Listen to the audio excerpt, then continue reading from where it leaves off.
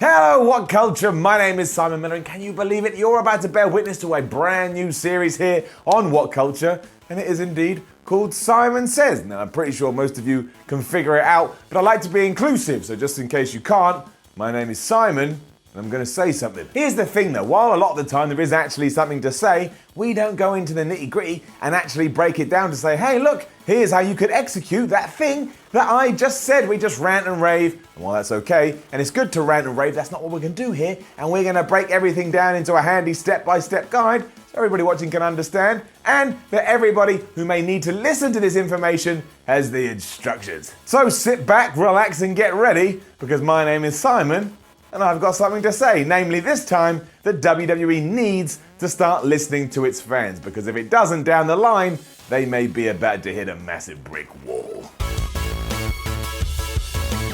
Right, step one, and it's nice and simple, WWE, you gotta start thinking long term. Now, while this information may seem like it's coming out of left field, don't worry, I am gonna tie it in. That's what I do, that's my job. But this new TV deal that WWE may potentially sign in a few months could be incredibly lucrative, and it could be so lucrative that the USA Network is gonna buy Raw for $250 million, and that's Raw alone, leaving SmackDown to be shopped out elsewhere and make even more cash. This is ridiculous but amazing for the company, because they are indeed gonna make more moolah than they ever have done, and that's wonderful. No one is gonna turn that down. You're a business after all. However, there's more to think about here. That's what we're going to talk about. While no one can debate WWE for doing this, because it is going to make a lot of people very happy, it is not the long-term goal. That has always been the WWE Network. But if all this happens, then the WWE Network is no longer going to be the be-all and end-all, which was the whole point. It was built there so we could just forget about TV and focus on that. In fact, it ain't even going to be as important as Raw. Amazingly, if all these pieces of this puzzle do come together, Monday nights is going to become the most important aspect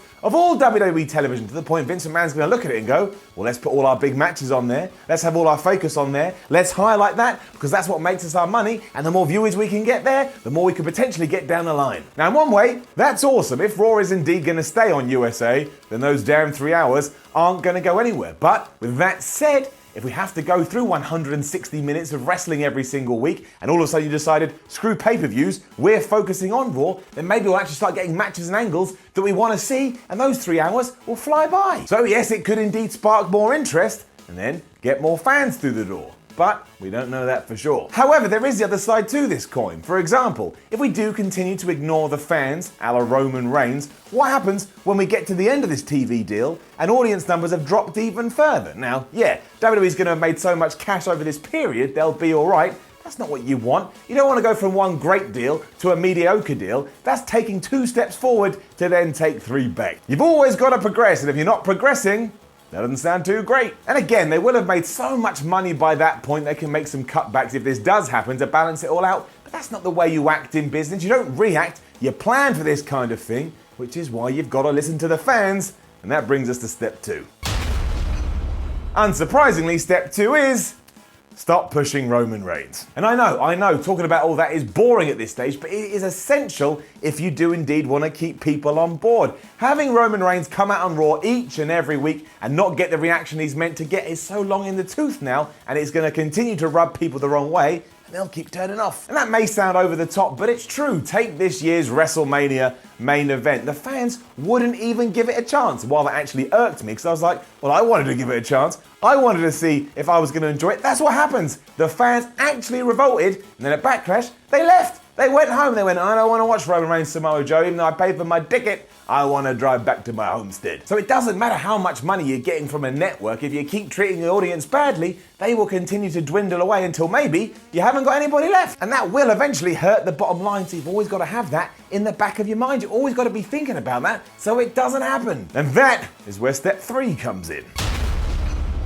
While it has become crazy how integral to the booking process the fans are, that's the lay of the land, and you can't get away from it. So if you continue to tease these folk and then take it away, you're going to piss them off. Take Rusev, for example. We all wanted a Rusev face turn after Rusev Day became so popular, but we didn't get it. And why didn't we get it? Because I guess we don't know what we're talking about. Then there's Daniel Bryan. Once Daniel Bryan returned from his injury, again, we all had ideas of how WWE could use them, and I would say slightly they didn't give us what we want. Now, can all this change quickly? Of course it can, but up to this point, I know loads of people that are like, yeah, not so sure. You keep getting your hopes up and then they're dashed, and it's like the boy who cried wolf, and eventually, after you've been beaten down too much, you don't give a crap about the boy, you don't give a crap about the damn wolf. You basically start investing less and less, and that is where bad things can happen. I'm not saying WWE is WCW, it's nowhere near, but that's how it started. Fans in WCW just didn't want to see what was going to happen because everything was so stupid, and eventually the gun came out, they pointed a trigger at someone's skull, and they pulled it, and that was that. Nitro was over. All of this does mean that every now and then we should take a chance on someone, and it doesn't even matter if it dies on its arse. If it doesn't work out, that's not the point. The fans who wanted this will appreciate that we did indeed give it a try. If it doesn't work, okay, but they'll feel loyal to the product, and when you feel loyal to the product, you want to keep watching. And we really do seem to have forgotten about all of that in 2018 as we chase the easy dollar, but don't forget about us and our hopes and our fears and our wants and our dreams. What we're all about. Which is what step 4 is all about, and that is, of course, respecting your audience. Now, this could be the most important point I make here, so I've sat down. Why?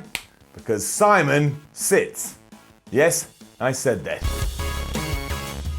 Anyway, while I do get that business is business, and I think I've made that quite clear throughout this video, your audience, your fans, and your crowd are your most important asset, because without them, you don't have a damn thing to build on. And that's going to be true in a decade, that's going to be true in 2 decades, hell, that will be true in a millennia if WWE is still going on in 2118. Because if I all of a sudden feel like I don't want to watch, you've got nothing to sell. So don't keep giving me reins just because you think that's what I want. Don't keep forgetting storylines because you think I forget, and stop throwing continuity out the window. I'm not stupid. Respect your audience first and foremost, and the stock you earn there is going to be far bigger than any stock on the exchange. That's a good line, that. It's a good line. See what I did? I took the idea of the stock, which right now is more profitable than ever, and I tied that back into the fans. Simon says. Now, I'm not saying that WWE has forgotten about or stopped doing this entirely, but I am saying that maybe they've got a bit too attracted to the easy carrot without actually thinking what the future holds. And really,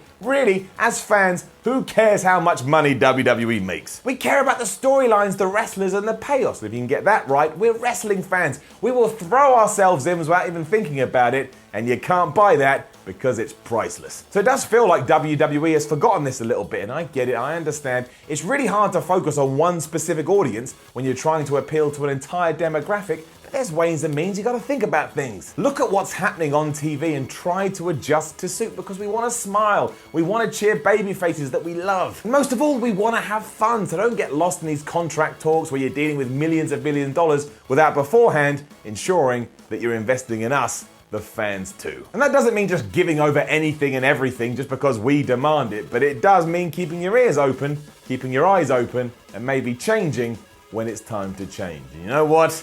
That's what Simon says. Now, don't forget to leave a comment below and let us know what you think about all of this. Like, share, and subscribe. Head over to whatculture.com, read other articles, and follow WhatCulture on Twitter at WhatCultureWWE. But also, let me know what you think about episode 1 of Simon Says. What should I talk about next? What else do I have to say? That's what the comments are for, as we've already mentioned. Please let me know. I love all feedback. But yes, my name is Simon from What Culture. Thank you for watching a brand new series with me. I love you all, and you will indeed see me again soon. Hey guys, thanks for watching the video. Don't forget to subscribe below, and if you're looking for more content like this, then try a few things that are floating about around my ears. It might be fun. I can't promise it though, but it might be.